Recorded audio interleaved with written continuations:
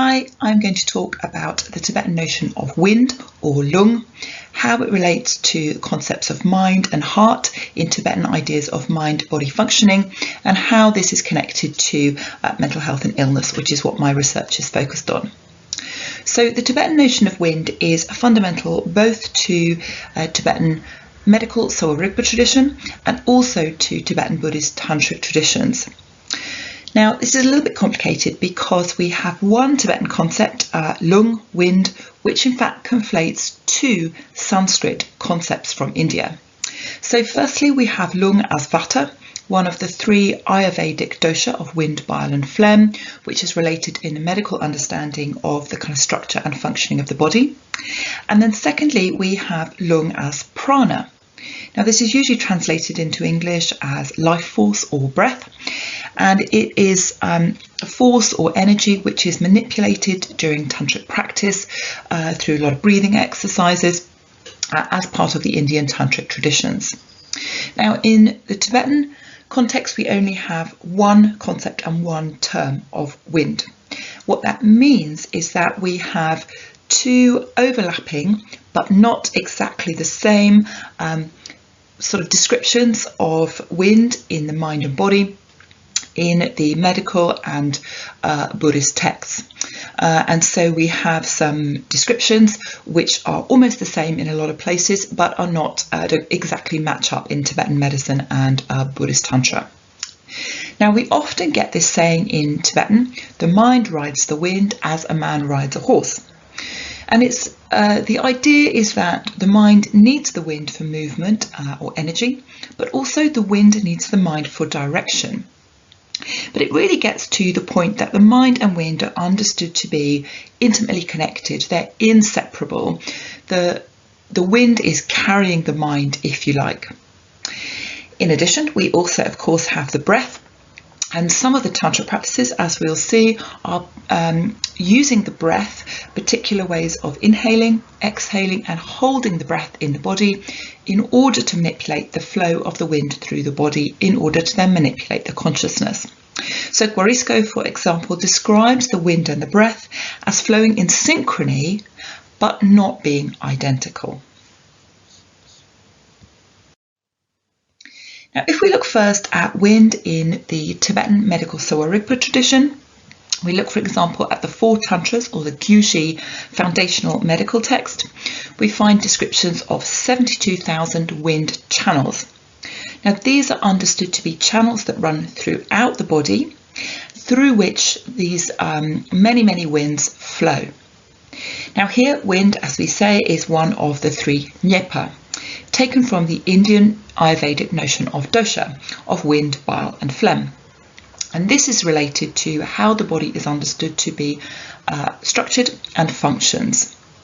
Now, because of the way the wind currents are described in the medical texts and have been depicted, some Tibetan medicine scholars and also practitioners have drawn equivalences between some of those particular wind currents and wind channels with some of the structures of the biomedical system.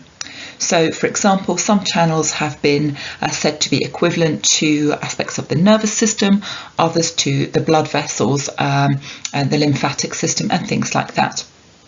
Now, the four Tantras, the Gyushi, the medical text, describes 63 wind disorders, and it describes treatments which include medicinal formulae, external therapies such as massage or moxibustion, and also dietary and behavioural guidelines. And we'll look at those in a minute. Now, it describes 5 main wind currents. We have the ascending Rlung, ascending wind, the Gyenkyu Rlung. We have the pervasive wind, the Chabje Rlung. We have the fire accompanying wind, Menyam Rlung, the descending wind, Tersel Rlung, and then the life-holding wind, the Sok Rlung or Sokzin Rlung. Now, the life-holding wind, sometimes also referred to as life-bearing or life-sustaining wind, is described as being the most subtle of those winds. It's understood to support the life force and to hold the consciousness. It's the one that is most linked to the mind and its functioning. The life-holding wind is said to flow through the life-holding channel, which runs from the throat to the chest and is situated at the heart centre.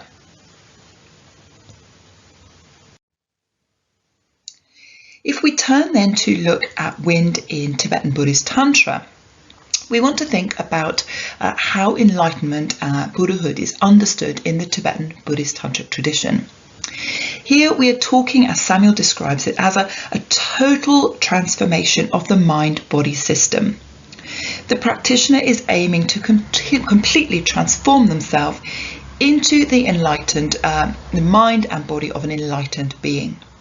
And much of this is done through what are called Rlung, channel wind practices. And these are focused on the manipulation of the wind through the various channels in the body.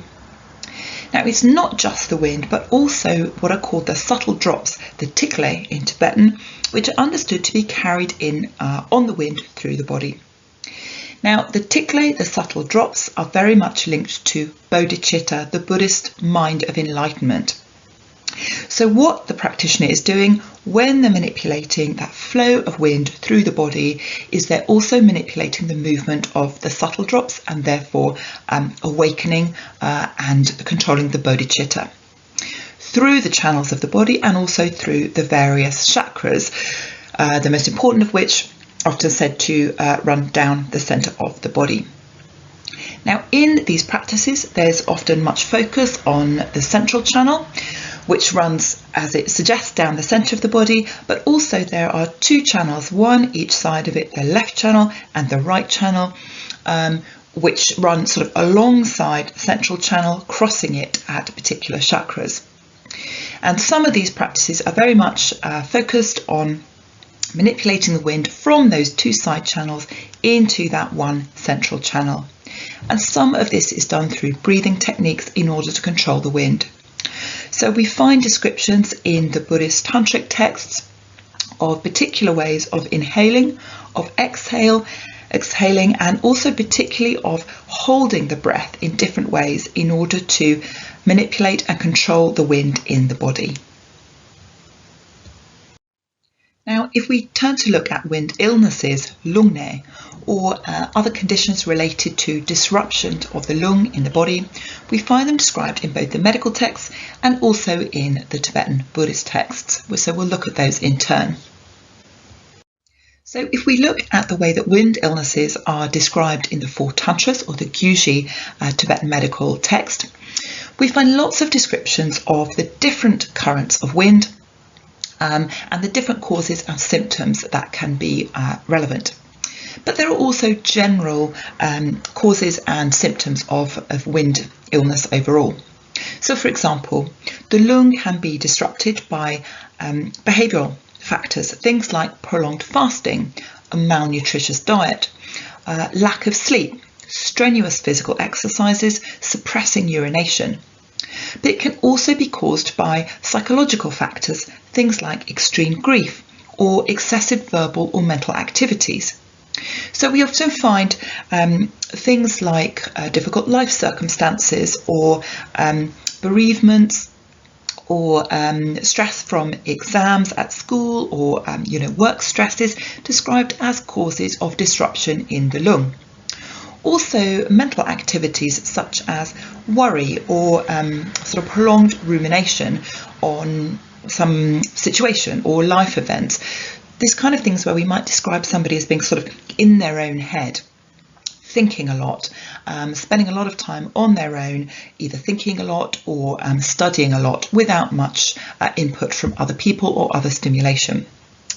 Now, general symptoms of wind illnesses can include things like pressure in the upper back, also pain at particular points in the back or the neck related to certain lung points in the body, swelling of the abdomen, dizziness, insomnia, but also psychological symptoms, things like mental instability, hallucinations, states of mind that we might call depression or anxiety. So we can see how connected the mind and the wind are, in the sense that some kind of disruption in the lung can be caused by emotional states or mental activities. But equally, mental activities, emotional states can be caused by some disruption in the lung. So it goes both ways. So what about the heart? How is that related to the wind and the mind? Well, we often hear people talk about heart illness, nyingne, rather than mind illness, semne, or wind illness, lungne. And this is often in discussions of the kind of conditions that we've just been talking about. So a situation where somebody perhaps has excessive worry, or they might be feeling very anxious about a certain situation, their mood might be very low, the kind of things we might liken to depression or anxiety in biomedical understanding. Now there's a few reasons for this kind of link between heart and mind and wind. The first is simply that the heart is one location of wind. We talked already about how the Lung, the life-holding wind, is located in the centre of body around the region of the heart. Equally, the heart in Tibetan understanding is seen to be the seat of the mind. So we might hear of heart-wind illness, Nying Lung Ne, or wind in the heart illness. And this is where the wind has become trapped in a particular area of the heart, causing particular symptoms. And it's one form of wind illness, one form of lungne, nying lungne, heart wind illness. And this can cause symptoms including kind of trembling in the body, pressure on the upper body, but also these kind of psychological symptoms like delusions or hallucinations, somebody speaking nonsensically, and also things like spinning head, dizziness, lethargy. Now, if we turn to the Tibetan Buddhist Tantric texts, we also find descriptions of wind illnesses or disruptions in the wind caused by often practicing incorrectly. Now, to start with, there's quite a simple issue, which is that we already saw that spending a lot of time kind of on your own, in your own head, can lead to disruption in the wind if you're not careful.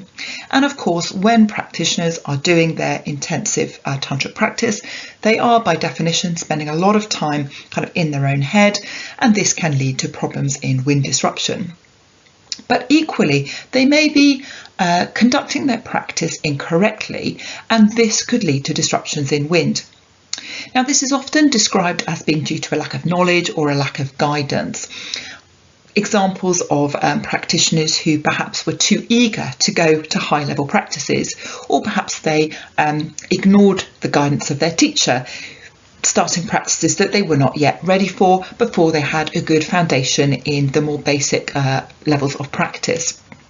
Now, tantric practices are understood by Tibetans to be very complex, very difficult and very high level practices, and so it's really important that the student listens to their teacher in terms of getting guidance about what they're ready for, what stages of practice they can be initiated into. And so when I did my research in India and China, I heard stories about people who perhaps didn't listen to their teacher. They were too enthusiastic or too sort of ambitious, taking on high-level practices before they were ready and leading to problems. So this can be simple things like the wind becoming kind of blocked or trapped in particular parts of the body, or it may just simply be flowing in the wrong place. So for example, Guarisco describes problems related to wind entering the central channel, which is described in the medical text, that's Sotsa. So here the wind, and therefore the mind, which is being carried by it, erroneously enters into the central channel, and this, he tells us, can lead to seizures or even things like madness. And so here are a couple of examples of descriptions I heard during my research in Qinghai. So for example, Dr. Tamdrin, who was not only a Tibetan Sowa Rigpa medicine doctor, but also a ritual specialist known as a Ngakpa, told me that most of these kind of students that got wind problems, they did something wrong.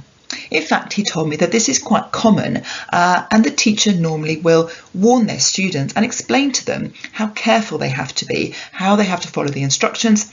Otherwise, the wind can go in the wrong way and you may become mad, as he explained. Similarly, Lama Tsering explained to me that usually before practitioners go on retreat, their teacher will give them this kind of guidance to make sure they are ready.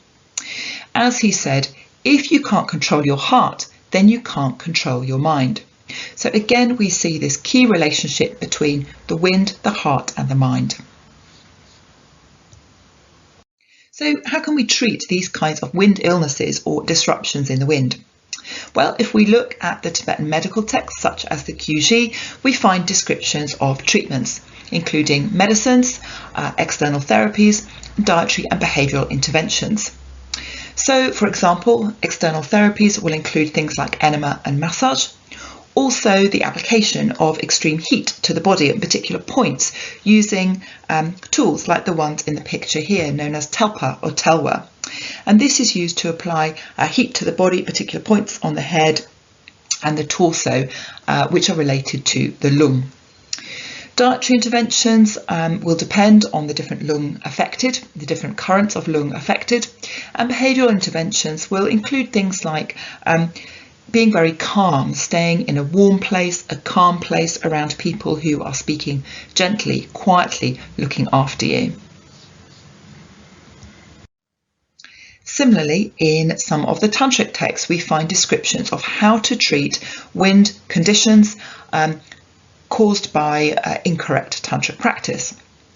So, of course, we also have the general advice on treating wind illnesses from the medical side, and so particular medicines, external therapies, behavioural guidelines, things like that. But in addition, the practitioner probably needs to change their practice, and ideally they would ask their teacher for advice what they need to do. So, for example, we have this text named The Oral Instructions on the Methods for Correcting the Defects of Isolated Wind, translated by Marek and Oliphant, that describes the problem of the defect of the bellowing wind, where the winds have become immobilised in the spinal column. So we can see it describes treatment which include massage on particular points in the body, but also further tantric practice. So I'm going to finish off by coming back to that Tibetan saying, the mind rides the wind as a man rides a horse. We get the sense of that very close connection between the wind and the mind and consciousness. Not only that, but the heart too. These close connections between the heart, the mind and the wind in both medicine and Tantra. And it's through these medical and Tantric, these overlapping medical and Tantric understandings of wind and its connection to the heart and mind, that we can get a sense of why wind is so integral to the functioning and the dysfunctioning of the mind, and how that plays out from a Tantric and medical perspective. Thank you.